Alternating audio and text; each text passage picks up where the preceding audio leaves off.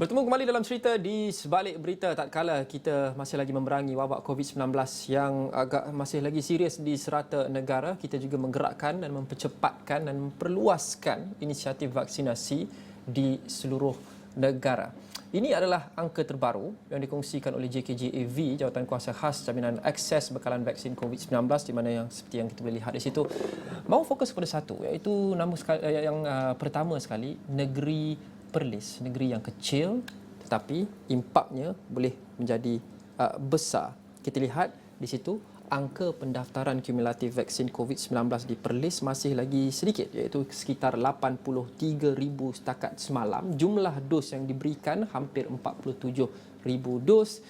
Walaupun penduduknya tidak ramai dan situasi di COVID-19 di Perlis tidak begitu kritikal, adakah kita perlu memastikan kita tidak alpa untuk memastikan bahawa situasi di negeri kecil ini tidak akan jadi tidak terkawal selepas ini, dan bagaimana Perlis juga mungkin boleh menjadi negeri model atau negeri teladan untuk semua negeri lain di Malaysia, kerana ramuannya semua ada. Negerinya kecil, penduduknya tak ramai, mungkin cabaran untuk vaksinasi atau sekurang-kurangnya untuk menggembeling orang untuk mendaftar untuk mendapatkan vaksin COVID-19 tidak begitu mencabar. Saya mahu bersama dengan Abdul Hadi Awang, Wakil Asra Awni di Kedah yang membuat laporan di Perlis. Okey Hadi, pertama sekali, boleh kongsikan berkenaan dengan kadar vaksinasi di Perlis setakat ini?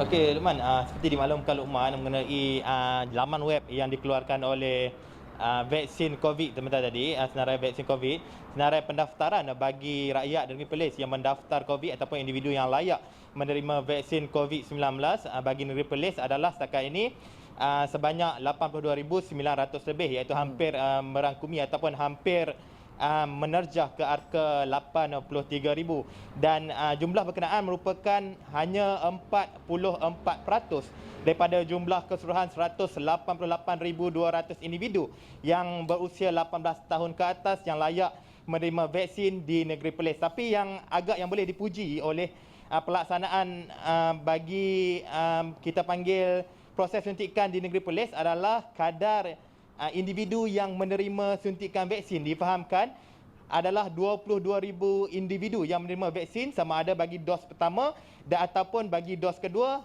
sebanyak 22,000, iaitu melebihi 33% daripada jumlah yang mendaftar bagi negeri Perlis, iaitu sebanyak 83,000 individu.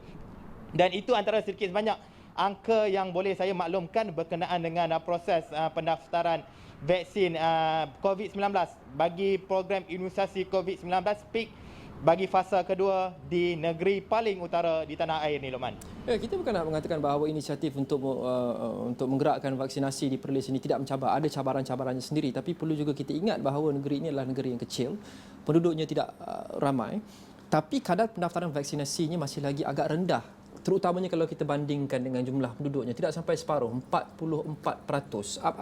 Apa masalahnya di situ? Kerana ada ramai orang yang mengatakan bahawa Perlis boleh menjadi negeri teladan, mungkin seperti Brunei, di mana kita boleh menggerakkan vaksinasi dengan begitu cepat untuk negeri itu dan menjadi model bagi negeri-negeri lain di serata Malaysia. Adakah kesedaran masih lagi rendah walaupun penduduknya tidak ramai, tapi sukar untuk kita bangkitkan kesedaran berkenaan dengan kepentingan untuk daftar vaksin di Perlis? Okey, Luqman, bukan saja hari ini, malah sejak Jumaat lalu kami ada membuat tinjauan bagi mendapatkan reaksi, terutama dalam kalangan kumpulan yang terlibat dalam fasa kedua program PIK kali ini, iaitu kumpulan warga emas, kumpulan OKU di negeri Perlis ini. Dan menurut beberapa interview yang berapa jawapan mereka yang diberikan, mereka maklumkan bahawa antara faktor penting yang menyebabkan ramai kumpulan warga emas ini tidak mendaftar vaksin adalah, pertama adalah mengenai kesedaran mereka mengenai peranan vaksin itu sendiri dalam menjadi platform dalam menangani wabak COVID-19 ini. Dan yang kedua adalah berkenaan dengan kita panggil kelengkapan mereka mengenai apa kenderaan mereka yang boleh mereka gunakan untuk mendaftar vaksin, bagaimana mereka hendak mendaftar vaksin dan sebagainya.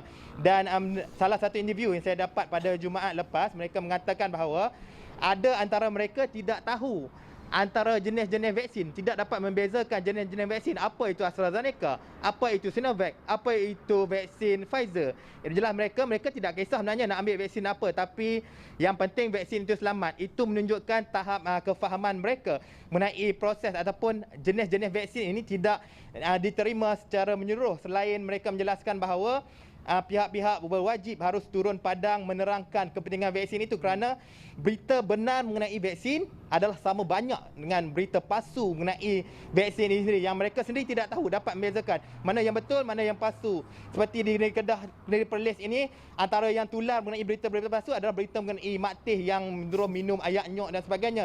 Itu jelas mereka amat mengganggu mereka dan kefahaman mereka agak berkurang dari segi proses pengagihan ataupun pemberian vaksin kali ini, Luqman. Okey, ini antara yang ditemu buat oleh Hadi Ustaz tadi. Kita mainkan dulu. Perlu juga. Sebab apa kita nak tahu apa dia punya jangkitan apa kan. Vaksin saya dah cukup dah lah untuk dos pertama.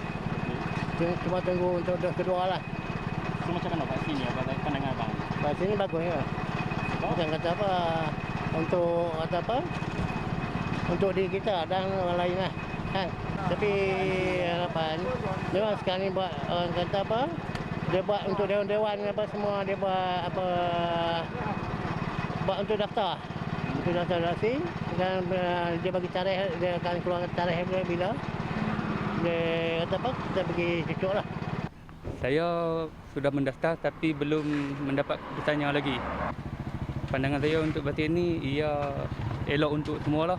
Yang mana yang tak ambil tu elok ambil sebab ia kepada kesihatan yang terbaik lah. Yang itu kena bawa lah. Kalau yang untuk kuat tu kena bawa lah. Kalau macam yang uzur-uzur tu tak payah lah.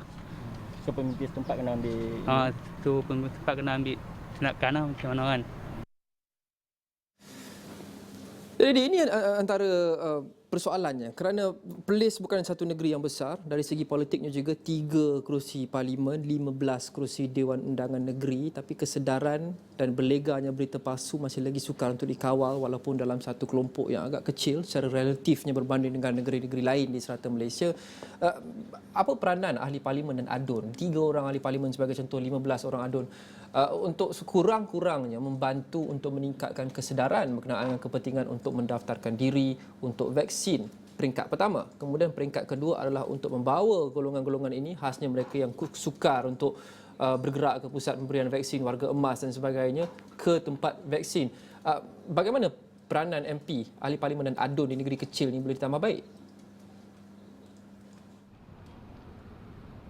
Okey, Luqman, sebenarnya tadi semasa tinjauan yang dibuat mendapatkan reaksi penduduk di situ, terutama melibatkan pemberian vaksin itu, saya ada bertanya mereka apa harapan mereka kepada pemimpin setempat, terutama dalam membawa negeri Perlis ini menjadi negeri contoh dalam proses program imunisasi COVID-19 atau PIK 2.0 ini menjadi negeri, berkemungkinan menjadi negeri pertama yang selesai melengkapkan imuniti berkelompok ataupun herd immunity. Itu yang ditanya dan jawab mereka menjelaskan ada dalam kalangan wakil rakyat ataupun ADUN ataupun ahli parlimen yang turun melaksanakan kempen-kempen mengajak mereka untuk datang ke pusat vaksin dan sebagainya, tapi menyeras mereka antara kekurangan mereka adalah kebanyakan mereka hanya boleh mendaftar, tetapi problem mereka nak ke tempat itu kadang-kadang orang tua ini mereka cakap kadang-kadang lupa tarikh, kadang-kadang kita tak tahu nak buka aplikasi itu dan sebagainya. Mereka menjelaskan bahawa antara cara yang terbaik untuk dibuat oleh pihak berwajib, pertama ADUN, ahli parlimen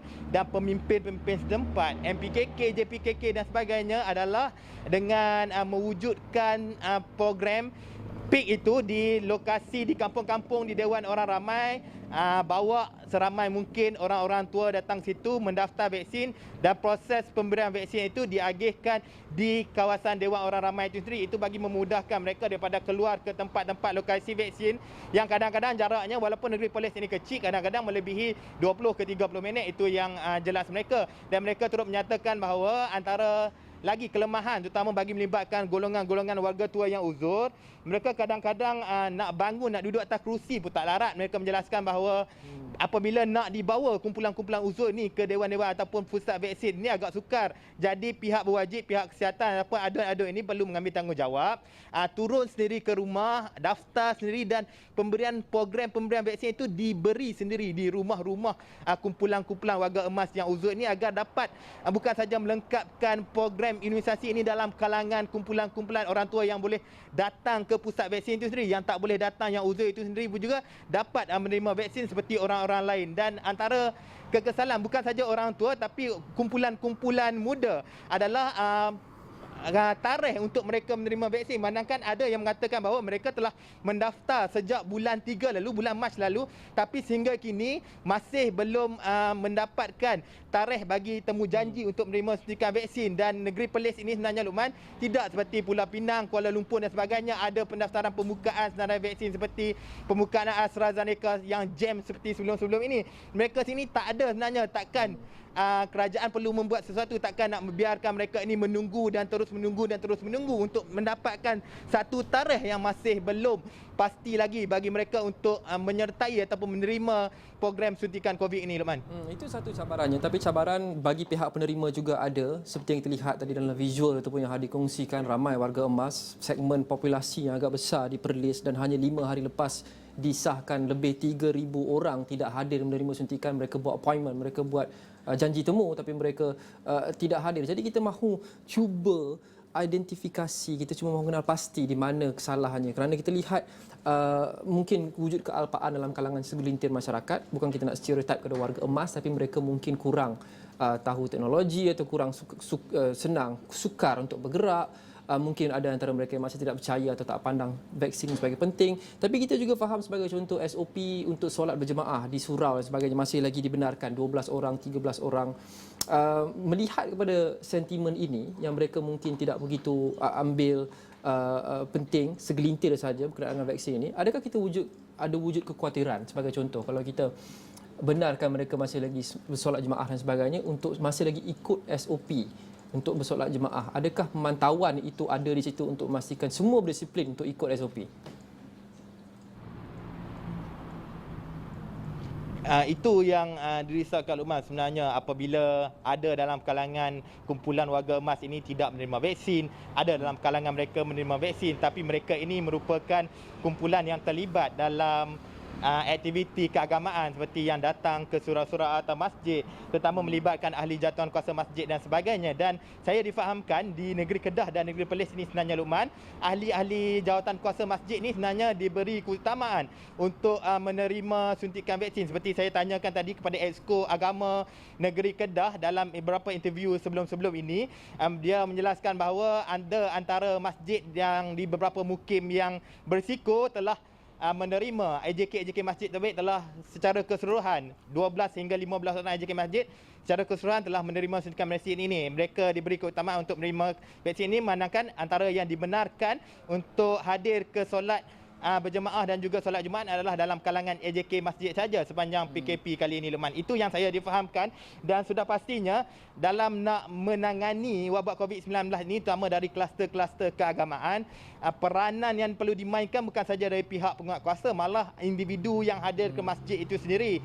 Ada yang difahamkan dalam kalangan mereka sebelum sampai ke masjid dan masuk pintu masjid memang scan dan sebagainya, tapi apabila masuk ke masjid terus membuka pelitup muka, dan apabila berada habis solat berkumpul di satu kawasan dan sebagainya, itu antara mungkin boleh ditambah baik dalam kalangan masyarakat, Luqman. Baik, terima kasih Hadi Awang melaporkan dari Kedah berkenaan dengan situasi di Perlis. Kita hanya mahukan yang terbaik khasnya bagi kelompok-kelompok warga emas di Perlis yang mungkin lebih terdedah, lebih sensitif, lebih berisiko golongan ini jika mereka dijangkiti oleh COVID-19, kerana saya yakin bagi Perlis boleh menjadi negeri contoh, negeri teladan untuk melancarkan perjalanan vaksinasi dan mungkin menjadi negeri pertama yang melengkapkan vaksinasi di seluruh Malaysia. Terima kasih Hadi.